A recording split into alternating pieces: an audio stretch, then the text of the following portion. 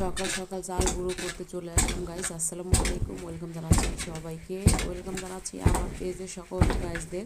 এই তো চাল ভিজিয়ে নিয়ে আসলাম চাল গুঁড়ো করতে। এভাবে দেখিতে চাল গুঁড়ো করতে কে কে দেখেছেন অবশ্যই বলবেন। কার কার অঞ্চলে এলাকায় এরকম চাল গুঁড়ো করে অবশ্যই বলবেন।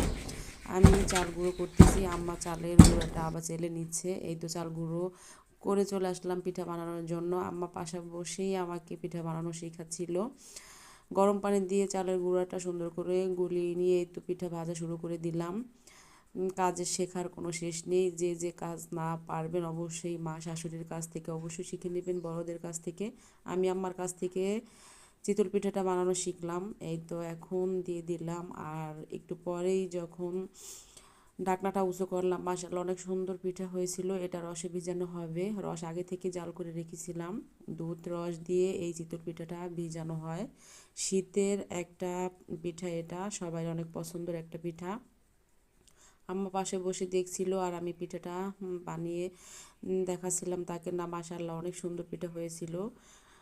সবাই এভাবেই চিতল পিঠাটা বানাবেন, আর এইভাবে কারা চিতল পিঠা বানিয়ে রসে ভিজিয়ে খান অবশ্যই জানাবেন। এই তো আমার পিঠা কিন্তু বানানো প্রায় শেষের দিকেই। সবাই ভালো থাকবেন, আমার জন্য দোয়া করবেন, আর সবার জন্য ভালোবাসার দোয়া অবশ্যই থাকবে। অন্য কোনো ব্লগে সবার সাথে দেখা হবে। সবাই ভালো থাকেন, আল্লাহ হাফেজ।